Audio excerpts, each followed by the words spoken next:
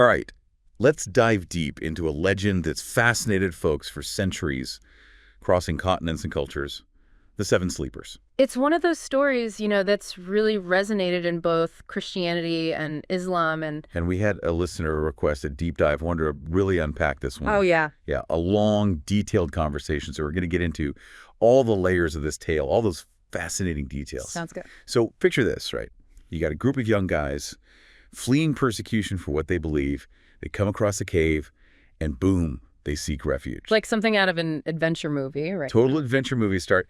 But this story, it's way more than just an escape. It gets into some deep questions about faith, about time, even about like waking up in a world that's totally different from the one you knew. Yeah, and that's part of what makes it so powerful, right? It speaks to something really fundamental, like about the human experience. Exactly.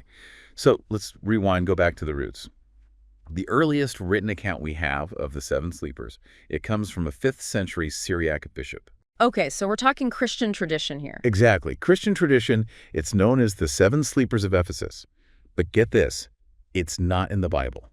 Really? That's interesting, because you'd think a story that popular, that widely known, would made it in. Right. It's like this huge side story that like took on a life of its own, almost like a folktale, really resonated with people, but somehow didn't make the cut for the official book, so to speak. Huh. And some scholars think, it might have even been inspired by some even older stories of persecuted youths, like, for example, the Maccabees. Oh, right. Those courageous rebels who stood up for their faith. Exactly, against all odds. That connection to the Maccabees, it's fascinating because, it shows how enduring that archetype is, right? Yeah. That individual or group who faces persecution, but they don't waver, they stay strong in their beliefs. It's a theme you see over and over throughout history across so many cultures. Absolutely. Okay, now let's switch gears a bit and look at the Islamic version of this legend. It appears in Surah 18 of the Quran, titled The Companions of the Cave. And this one, it's believed to have been influenced by 7th century Christian culture. Showing, how these two faiths, how they intertwined, shared ideas and stories. Exactly, a real exchange happening there. And, there's actually a lot of overlap between the Quranic account and a version from a 7th century Palestinian monastic community. Oh, really? Yeah, both mention the cave not having a wall, a dog being there, and eventually a place of worship being built over the cave. So you can see that cultural interplay, how these stories traveled and evolved. Okay, so we've got these two branches of the legend, Christian and Islamic. But what really pulls people in, what makes this story so enduring, is that shared core narrative, that sequence of events inside that cave. It's classic, really. Starts with this group of young men running from persecution for their beliefs. They stumble upon this mountain cave. Seeking shelter. Right, seeking shelter. And then something remarkable happens. They fall into a sleep, but not just any sleep, a sleep that lasts for centuries. Centuries. Can you imagine waking up after centuries? Talk about a time warp. It'd be like stepping into a whole new world. And that's exactly what happens. One of the sleepers wakes up, goes into the city to get some food, and tries to pay with these old coins. Oh, I can see it now. People looking at him like, what are these ancient relics? Where'd you come from? Exactly. Total confusion, right. And that encounter, that's what leads to the revelation of their story. And in both versions of the legend, it reinforces belief in the resurrection, strengthens faith in the day of judgment. It's a pretty mind-blowing way to make a comeback, you have to admit. What about you? What grabs you about this core narrative? What part of the story really stands out for you? Good question. It's interesting to think about, right? What speaks to us even today about this ancient legend? Is it the fear of time passing, the power of belief, or something else entirely? It really does make you think, doesn't it? About what it means to hold on to your beliefs, even when, everything around you seems to be falling apart. It's almost like a testament to that inner strength, the power of faith to, get through anything. But okay, let's dig into some of the cool differences between the Christian and Islamic versions of the legend. One of the first things you notice is the number of sleepers. It's not always the same. Right. You see, in the Christian tradition, it's always 7. Very specific. But the Quran, it doesn't actually give an exact number. It even mentions a dog being there with them, which, well, it's led to some interesting ideas. Yeah, the dog. It always felt like, a big detail, symbolic almost. Oh, absolutely, yeah. In Islam, the dog is often seen as a symbol of loyalty, protection, even faith. It's actually given a name, Kitmir, adding a whole other layer to the story. I've even seen some scholars say the dog represents like unwavering faith, like a guardian watching over them while they sleep. That's a good point. It shows how even the little details, they can have all sorts of interpretations, deeper meanings. And speaking of interpretations, the length of the sleep, that also changes between the versions. One Christian version says 208 years, while the Quran says 300 plus 9.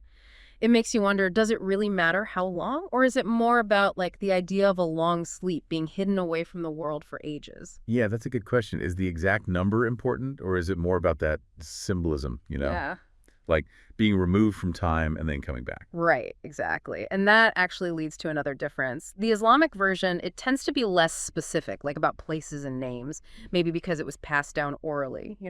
While the Christian version, it often gives more details, like the sleeper who goes out for food, he's called Malchus, and the Roman emperor at the time, Decius, who was persecuting Christians. So we see these two different approaches, one more specific, historically grounded, the other more symbolic, open-ended. Both super interesting in their own way. Okay, but now let's talk about something that makes this legend even more captivating. The actual cave. The cave, yeah. The legend became so popular that people went searching for the real thing, like, for centuries. And get this, they found it multiple times. Wait, hold on. Multiple caves, like different places claiming to be the Seven Sleepers Cave. Exactly. You've got sites in Ephesus in Turkey, Damascus in Syria, Amman in Jordan, even one in China. Wow, it's like a global mystery. But let's focus on, like, the two most famous ones. Okay, so first you have Ephesus. It's pretty big. Excavations there have found catacombs, tombs, even inscriptions about the Seven Sleepers. It's steeped in history and, like, religious significance. You can practically feel the weight of all those centuries, all those people who believed. And then there's the one in Amman, Jordan, which has its own unique features. Yeah, the Amman site is interesting because it has these well-preserved tombs and a ventilation duct, which adds a very practical detail to the story. You can imagine those guys huddled inside needing fresh air. It really brings the whole thing to life. Yeah. But, like, which one is the real cave? Or does it even matter? What do you think? That's the big question, isn't it? It gets into, like, what does truth even mean when we're talking about legends and myths? Does finding the exact spot somehow make the story, like, more valid? Right. Makes you wonder, is it about historical accuracy? Or is it about the universal themes, the truths that, like, speak to us no matter the time or place? Exactly. Separating historical fact from, narrative truth. A story can be incredibly meaningful, can teach us so much about ourselves without being like a literal historical event. Like saying Rip Van Winkle is only good if we find the exact mountain he slept on. Yeah. The story is bigger than that. Totally. The search for the real case is cool, but maybe the more interesting question is, what truths does the story reveal regardless of where it happened? I like that. So next time someone asks which cave is real, we should ask them what resonates with you regardless of the location. Absolutely. Shifting the focus from the literal to the symbolic, recognizing that stories can go beyond specific times and places. Okay, so we talked about the number of sleepers, how long they slept, even the whole cave controversy. But now I want to get into something that adds another layer, the connection to theological debates, particularly about, like, the physical resurrection. This is where things get really interesting. It is fascinating because, the story, it comes about at a time when these debates were really heating up in early Christianity. This is when people were really arguing about the afterlife, what happens after death. And then you have this story, a group of people preserved, sleeping for centuries, and then boom, they wake up. Well, you can imagine how that played into the whole debate. Right. It's like a real-life example supporting those who believed in the physical resurrection. Must have been a pretty powerful argument. Exactly. A real-life example of this core belief. And not just about them coming back to life, but it also reinforced the idea of the day of judgment, when everyone will be resurrected. So it's like double the reassurance for those who are looking for it. Makes you wonder if the story was, like, created on purpose as a response to those who doubted the resurrection. That's a great question. It's hard to say for sure, but the timing, when it emerged, how popular it became during these debates, and that focus on them being physically preserved and waking up, it does suggest that it could have been used that way to strengthen belief.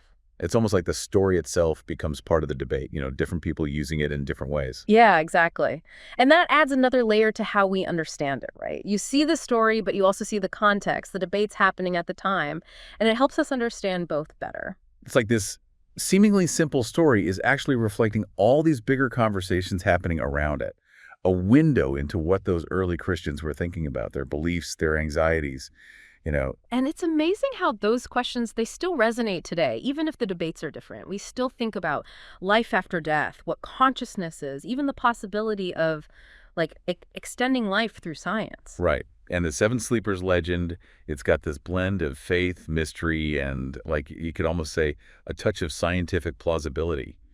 It keeps tapping into those timeless questions, Yeah. you know, about what happens when we die and what it means to be human. Exactly. And maybe that's why we're still so fascinated by it all these centuries later. It really does make you think, huh, some questions, they just never get old.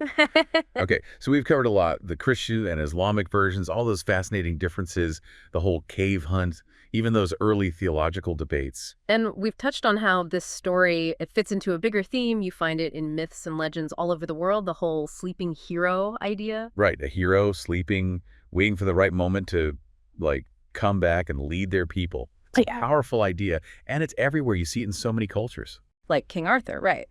Supposedly sleeping in a cave until Britain needs him again. Or the Irish hero, Finn McCool, also said to be sleeping, waiting to defend Ireland. It's like this universal hope, you know, that even when things are really bad, there's a chance for things to get better, for a fresh start, Yeah. led by someone who's been waiting for the right time. Exactly. And it speaks to our need for hope, especially when times are tough, uncertain.